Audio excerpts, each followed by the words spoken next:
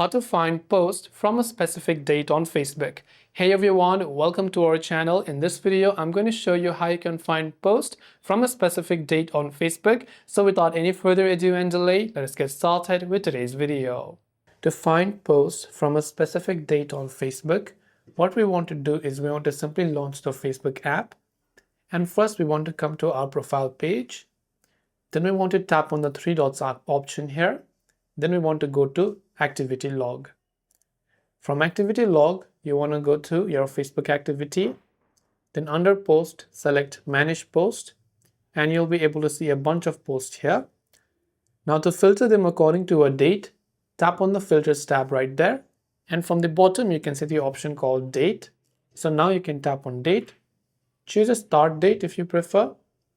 So you can choose a backwards date as well. And you can choose an end date also. Then once you choose your end date, you can go ahead and then tap on the done button to see all of the posts that you have filtered in between these dates. So these are some of the ways that you can find posts from a specific date on Facebook. Hope this video helped you out. If you have got any questions, do feel free to leave them down below. Thanks for watching till the very end of the tutorial and see you soon in our next video.